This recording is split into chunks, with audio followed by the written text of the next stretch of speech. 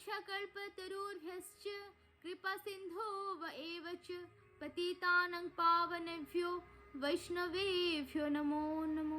हे कृष्ण करुणा सिन्धो दीनबन्धो जगत्पते गोपेश गोपिका कान्त राधा कान्त नमोस्तुते। तप्त कांचन गौरांगी राधे वृंदावनेश्वरी वृषभानुसुते देवी प्रणमामि हरिप्रिये।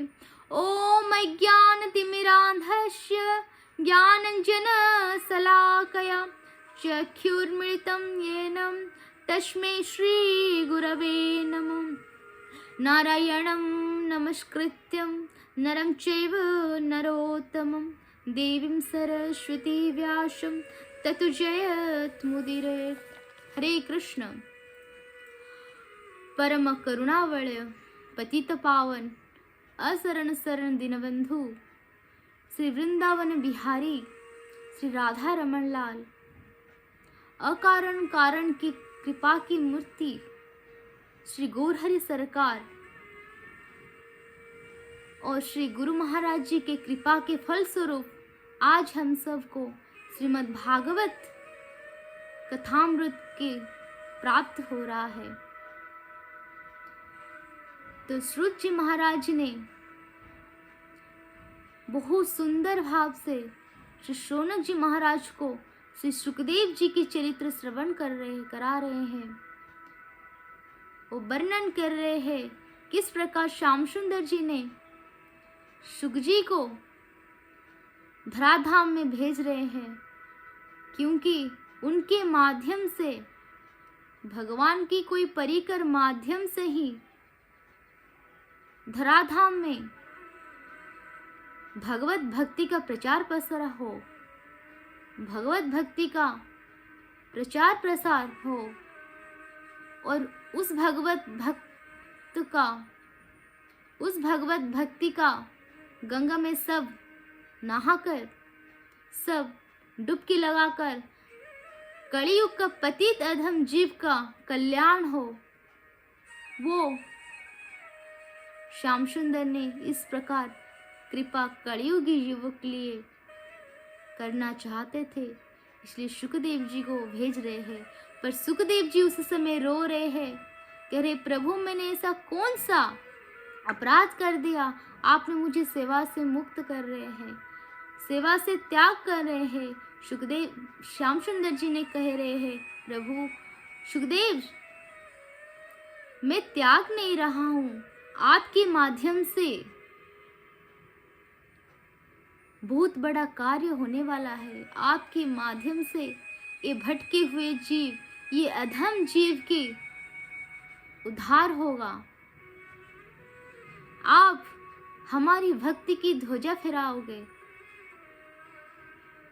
क्योंकि आप समर्थ हो। इसलिए सुखदेव जी कह रहे हैं अगर मेरे जाने से मेरी प्रभु की प्रसन्नता है तो मैं राजी हूं। तो सुखदेव जी ने धराधाम में प्रकट होने के लिए राजी हो गए, क्योंकि हमारी जो भजन है, हमारी जो भक्ति है, वो हमारे ठाकुर जी के लिए है। हमारे हर कर्म ऐसा होना चाहिए कि हमारे सारी कर्म ठाकुर जी को प्रसन्नता के लिए होना चाहिए। तो अगर हमारी सारी कर्म ठाकुर जी की प्रसन्नता के लिए होगा तो हम कर्म बंधन से नहीं फंसेंगे, हम इस भवसागर से तर जाएंगे। वो उसको भक्ति हो जाएगा, उसको भक्ति कहलाते हैं। हमारे सारी कर्म अगर ठाकुर जी के लिए हो तो वही भक्ति का एक अंग है। तो सुखदेव जी ने धराधाम में प्रकट भये। किस प्रकार सुखदेव जी ने धराधाम में प्रकट हुए। एक बार श्री नारद जी ने कैलाश पर्वत पर गए, भोले बाबा नहीं गए। उस समय भोले बाबा अनुपस्थित थे नहीं। और उसी समय मैया पार्वती श्री नारद जी को स्वागत किए, उनको आसन दिए और दंडवत प्रणाम किए, क्योंकि नारद जी माता पार्वती जी के गुरुदेव है। श्री नारद जी ऐसे पक्के गुरु हैं, इनके जितने शिष्य हैं वो भगवत प्राप्त करके ही रहे। नारद जी जिसके सिर पे हाथ धर दिए उनको भगवत प्राप्त करके ही छोड़े। स्वयं मैया पार्वती जी नारद जी के शिष्य है। कृष्ण की अष्टपाटरानी में सत्यभामा भी नारद जी के शिष्य है। वाल्मीकि जो श्री रामायण की रचयिता है वो भी वाल्मीकि नारद जी के शिष्य है। स्वयं वेदव्यास जी जो स्वयं भागवत जी के लिखित रचना की रचयिता है वो भी श्री नारद जी के शिष्य है। ध्रुव जी, प्रहलाद, ये सब नारद जी के शिष्य है जो भगवत प्राप्त किए हैं। तो पार्वती जी ने देखा मेरे गुरु महाराज जी आए, उनको स्वागत किए। नारद जी पूछ रहे हैं, हे देवी सब तो कुशल है? पार्वती मैया कह रहे हैं, हाँ महाराज जी, हाँ गुरु जी, सब कुशल है। आपके कृपा से मुझे तो शिव चरण के स्थान मिल गया, अब तो आनंद ही आनंद है। तो नारद जी कह रहे हैं, तो भोले बाबा तो आपको प्रेम करते होंगे, स्नेह करते होंगे। मैया पार्वती कह रहे हैं, हाँ भोले बाबा तो मुझे स्नेह करते हैं। नारद जी कह रहे हैं, अच्छा आपको तो कोई बात छिपाते नहीं है। तो मैया पार्वती कह रहे हैं, नहीं मुझे तो प्रेम करते हैं, मेरे से कोई भी बात छिपाते नहीं है। उसी समय नारद जी कह रहे हैं, अच्छा आप ये बताओ, भोले बाबा के गले में जो मुंडों की माला है, जो मस्तकों की माला है, वो किसका है? आपने कभी भोले बाबा को पूछे हैं वो किसका है? तो पार्वती मैया कह रहे हैं, नहीं मैंने कभी पूछा नहीं, इसलिए वो बताए नहीं। तो नारद जी कह रहे हैं, तो फिर काहे को प्रेम है? जहाँ प्रीति पर्दा नहीं, जहाँ पर्दा नहीं तो प्रीत, जहाँ प्रीति पर्दा नहीं, जहाँ पर्दा नहीं तो प्रीत, प्रीति करे पर्दा करे तुलसी यही दुनीत। जहाँ प्रीति है वो पर्दा नहीं होना चाहिए, जहाँ पर्दा है वहाँ प्रीति नहीं है। तो अगर प्रीत भी है और पर्दा भी है तो वो किस प्रकार प्रेम है? तो फिर तो नारद जी वहां से मैया पार्वती जी को कृपा करके वहां से प्रस्थान कर गए। तत्पश्चात भोले बाबा ने कैलाश पर आगमन किए। उसी समय मैया पार्वती मुंह बनाकर बैठी है। भोले बाबा पूछे, देवी सब तो कुशल है? मैया पार्वती कह रहे हैं, आज का संसार में कौन किसका है? आप तो मुझे सच्चा प्रेम नहीं करते हो, आप मुझे सारी बात तो छिपाते हो। भोले बाबा कह रहे हैं, देवी मैं तो आपको सच्चा प्रेम करता हूँ, आपको कोई भी बात छिपाया नहीं। अच्छा ये बताओ, हमारे कैलाश पर आज नारद जी आए थे क्या? तो माता पार्वती कह रहे हैं, आपने ये बताओ, आपके गले में ये जो मस्तक की माला है, ये जो मुंड की माला है, वो है किसका? आप इस बात मुझे छिपाए हो, कभी नहीं बताए। तो भोले बाबा बोल रहे हैं कि आप जानकर करोगे क्या? आपको दुख होगा। मैया पार्वती कह रहे हैं आपको बताना ही पड़ेगा, ये है किसका? तो भोले बाबा बोल रहे हैं,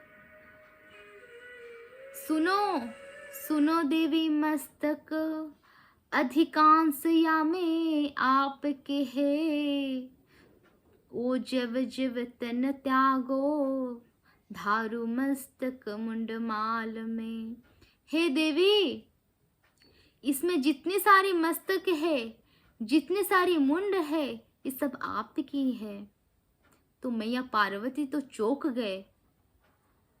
मेरी इतनी बार तन छूटी, मेरे इतनी बार शरीर छूटा, तो ये पूरा माला बन गया। तो भोले बाबा कह रहे हैं, देखो मैं आपसे कितना प्रेम करता हूँ। आपके सारे मुंडों को मैं मोती के रूप में माला करके धारण करता हूँ। मैं आपसे कितना प्रेम करता हूँ। तब स्वयं पार्वती कह रहे हैं, बहुत आश्चर्य, जब शरीर छूटता है बस मेरी शरीर छूटता है, आपका नहीं। भोले बाबा कह रहे हैं, नहीं। क्यों नहीं? तो बोले शिव शंकर, मैं तो अमर कथा रसा पान करूं, मैं अमर कथा रस पान करूं। पार्वती कह रहे हैं, आपने अमर बुट्टी खा रखे हैं, इसलिए आपके शरीर छूटता नहीं है, इसलिए आपकी जन्म मृत्यु की व्याधि लगता नहीं है। मैया ने कहा, तो आप तो अकेले अकेले अमर बुट्टी खा रखे हैं, अकेले अकेले आप आनंद ले रहे हैं, अमर बुट्टी खा रखे हैं, मुझे भी बताए नहीं इस बात को। तो उसी समय भोले बाबा ने कह रहे हैं, बोले शिव शिवाते याक सब अधिकार नाए, ये सोरस प्रभाव सार्वजनिक क्यों कराइए। भोले बाबा कह रहे हैं, हे देवी, ये जो अमर कथा रस, इस कथा रस सबका अधिकार नहीं है, इसको क्यों आप सार्वजनिक करना चाहते हो? ये सबका अधिकार नहीं है, तो ये किसका अधिकार है? श्री पार्वती पूछ रहे हैं, प्रभु कौन ये अमर कथा श्रवण कर सकता है, इसमें अधिकार क्या है? गोस्वामी तुलसीदास जी ने कह रहे हैं, राम कथा के ते अधिकारी, जिनके सत्संग गति अति प्यारी। राम कथा के वो अधिकारी है जिनका सत्संग प्राण से प्यारा है, साधु संग में निष्ठा है, श्रद्धा है। वो भागवत कथा, अमर कथा सुनने के लिए समर्थ है, अधिकारी है। भोले बाबा माता पार्वती से ऐसा क्यों कह रहे हैं? क्योंकि मैया पार्वती सती के रूप में श्री रामायण पुराण अगस्त्य मुनि से अच्छी तरह से पूर्ण रूप से नहीं सुने, वहाँ पर अपराध कर लिए थे, इसलिए उनको पुनरावृत याद दिला रहे हैं कि हे देवी, अगर आप ये अमर कथा श्रवण करोगे तो वहाँ पर भी अपराध नहीं होना चाहिए। तो पार्वती जी कह रहे हैं, वो तो बहुत प्राचीन बात है, अब वो गलती नहीं होगा। तो शिव जी भोले बाबा कह रहे हैं, अच्छा मैं आपको इस अमर कथा को श्रवण कराऊंगा, पर कैलाश पर तो कितनी सारी पशु पक्षी जीव है, अगर ये अमर कथा मैं बोलूँगा तो सारे जीव श्रवण कर लेंगे, वो भी अमर हो जाएंगे। तो पार्वती कह रहे हैं, बोले शिव शिवाते व्यवस्था ऐसी आप करे कि अन्य कोई सुने ना, मैं सुनो आप गाइए। भोले बाबा बोले, स्वयं माता पार्वती बोले, हे प्रभु आप ऐसे व्यवस्था करिए जिसे मैं सुनूंगी और कोई नहीं सुनेगा, आप कथा श्रवण कराइए, अकेले मैं सुनूंगा। तो उसी समय भोले बाबा ने कैलाश पर्वत बर्फ की पहाड़ लांघते हुए अमर गुंफा की तरफ अग्रसर हुए। श्री गौर शंकर भगवान ने अमर गुंफा के तरफ अग्रसर हुए। वहां पर अमर गुंफा में श्री वेद व्यास जी का कुटीरा है, निवास स्थली है। ये अमर कथा है क्या है? अमर कथा सुनने से अमर हो जाता, ऐसा क्यों है? देखिए, ये जो अमर कथा और कोई अमर कथा नहीं है, ये श्रीमद् भागवत कथा ही अमर कथा है, ये श्री राम कथा ही अमर कथा है।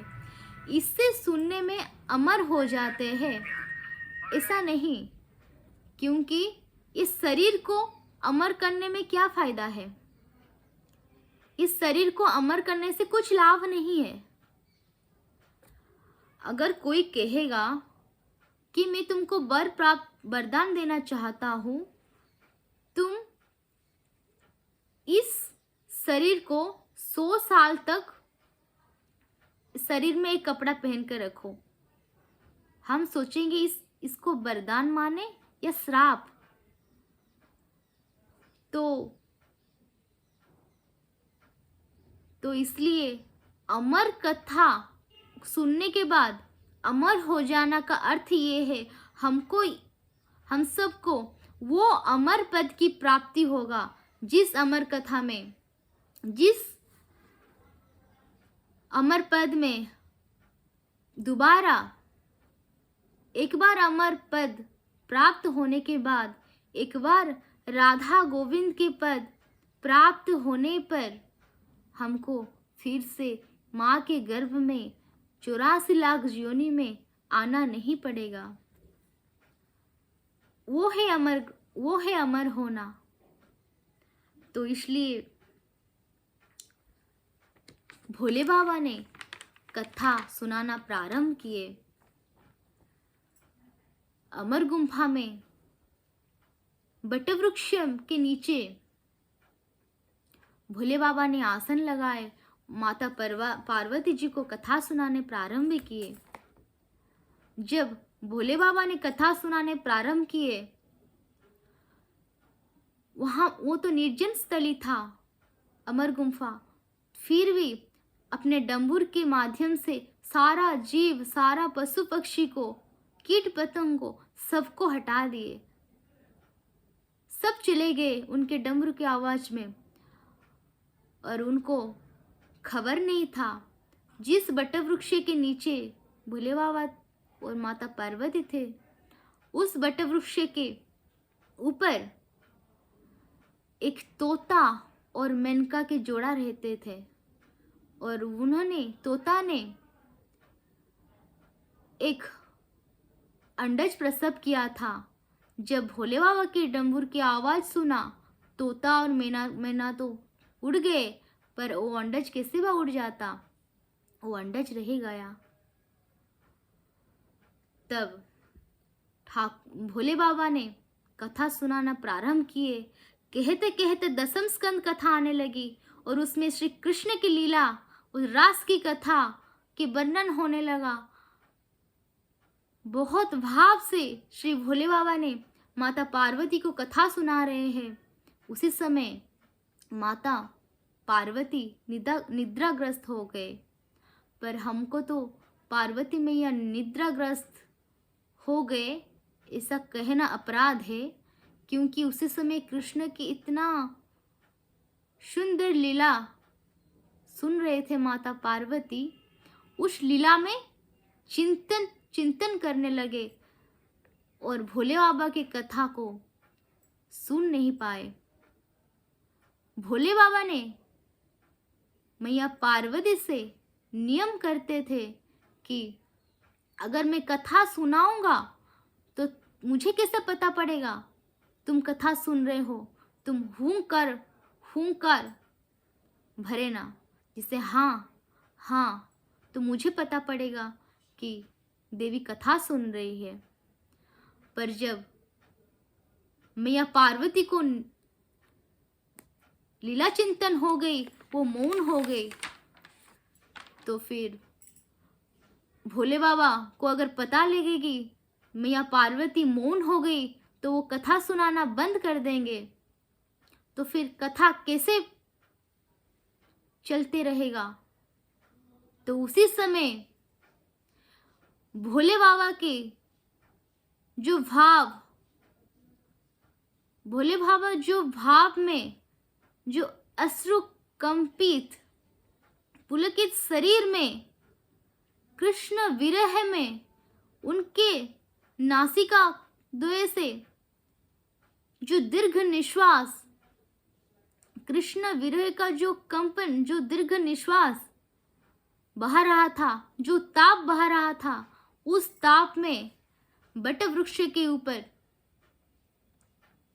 जो अंडज था वो फट गया। उसी समय वो अंडज से शुकदेव जी का प्रकट भई और शुकदेव जी प्रकट हो गए। और शुकदेव जी प्रकट होकर, इस शुकदेव जी प्रकट हो गए, हुंकार भरने लगे। जब सारी कथा भोले बाबा ने श्रवण करा दिया, उसके बाद देखे कि माता पार्वती निद्राग्रस्त है, मौन हो गई। तो फिर कुछ समय के बाद पार्वती आंख खोले, कह रहे प्रभु मैंने कुछ क्षण के लिए कथा से वंचित हो गई। तो उसी समय भोले बाबा सोच रहे हैं तो फिर ये हुंकार शब्द कहाँ से आ रहा था। देखे ऊपर बटवृक्ष के ऊपर एक तोता सावक सुखदेव जी बैठे थे। तो उसी समय भोले बाबा बहुत क्रोधान्वित हो गए। वो क्रोध में त्रिशूल पकड़ के तोता के पीछे पीछे भाग रहे हैं। तोता भाग जाकर बद्री का आश्रम में पहुंचे। बद्री का आश्रम में श्री वेद व्यास जी का निवास स्थली, वहां पर बद्री का आश्रम में वेद व्यास जी की धर्म पत्नी विठला देवी पर्वत के शिखर पर खड़े होकर अपनी केश प्रक्षालन कर रहे थे। उसी समय शुकदेव जी ने विठला देवी के मुख से प्रवेश करके उनके गर्भ में समा गए। उसी समय भोले बाबा ने त्रिशूल लेकर वेद व्यास जी के आश्रम की तरफ से आ रहे हैं और वेद व्यास जी उसी समय अतिथि संस्कार के लिए भोले बाबा के लिए अतिथि संस्कार के लिए चरण अभिषेक करने के लिए आए। तो उस समय भोले बाबा क्रोध में बोल रहे हैं कि आज आपका आतिथ्य तो मैं स्वीकार नहीं करूंगा। आज एक चोर आपके आश्रम में है, जल्दी उसे बुलाओ, मैं उसको मार दूंगा। तो व्यासदेव जी ने कह रहे हैं आप उसे क्यों मारोगे। तो फिर भोले बाबा कह रहे हैं क्योंकि वो मनमानी अमर कथा श्रवण किया। तो व्यासदेव जी कह रहे हैं अगर वो अमर कथा श्रवण किया तो आप उसे मारने आए। एक तोता को मारने आए। आप चाहते तो आप एक जगह पर आपके त्रिशूल को भेज देते, वो समाधान कर लेता। आपको यहाँ आना पड़ा, एक तोता के पीछे आपका आना पड़ा। और एक तोता भी कैसा है जो कि आपके त्रिशूल की बेग, तेज बेग से, आपके त्रिशूल के तेजी से भी इसका आना का ज्यादा तेज है। वो अति शीघ्र आपके त्रिशूल से आगे आगे भाग आया। आप त्रिलोकीनाथ से बच गया। तो ये कैसा तोता है? तो उसी समय भोले बाबा ने आश्चर्य हुए, कह रहे हैं कि सच बात है, अगर ये अमर कथा श्रवण किया है तो मैं उसे मारने कैसे आया? तो थोड़ा सा अंतर्ध्यान में दर्शन किए कि वो वही है, श्री किशोरी जी की लालित्य पालित्य तोता है और श्री श्याम सुंदर ने इनको भेजा, श्याम सुंदर से भेजा गया है, क्योंकि इस श्रीमद् भागवत कथा इस धराधाम में प्रचार प्रसार करने के लिए, और इस कलयुग में जितना नर नारी है, जितना भटके हुए पापी जीवों है, इस जीवों को उद्धार करने के लिए, तो फिर भोले बाबा वहाँ पर प्रस्थान कर लिए हैं और सुखदेव गोस्वामी को आशीर्वाद दे के कह रहे हैं, हे सुखदेव, आपने जो जो श्रवण किया है वो हमेशा आपके हृदय पर स्मरण रहे और आप सबको इस अमर कथा कथा स्वरूप, इस भागवत कथा स्वरूप भगवत गंगा प्रवाहित करो, धराधाम में प्रवाहित करो और इस भोले भटके जीवों को, इस कलयुग जीवों को आप उद्धार करो। तो वहाँ से भोले बाबा आशीर्वाद देकर प्रस्थान किए और तत्पश्चात वेदव्यास जी ने सुखदेव जी को आह्वान किए, हे पुत्र, आप के संकट अब चला गया। भोले बाबा अब चले गए, प्रस्थान कर गए, आप अभी निर्भय होकर बाहर आइए। तो उसके बाद भोले बाबा, उसके बाद सुखदेव जी प्रकट हो रहे हैं और सुखदेव जी प्रकट होने के तत्क्षणात सुखदेव जी वन में चले गए। निवृत्त मार्ग को अपनाकर भगवत संधान में जो कथा श्रवण किए थे उसके चिंतन के लिए वन में चले गए। पर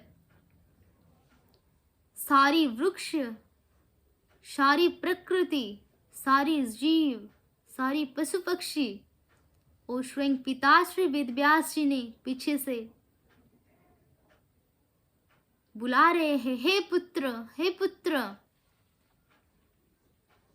पुत्रेति तन्मयातयो, हे पुत्र रुक जाओ, हे पुत्र। पर आज सुखदेव जी ने पीछे मोड़कर देख नहीं रहे हैं। सुखदेव जी ने लीला चिंतन करने के लिए धराधाम में अवतरण कर वन में चले गए। तो सुखदेव महाराज की जय।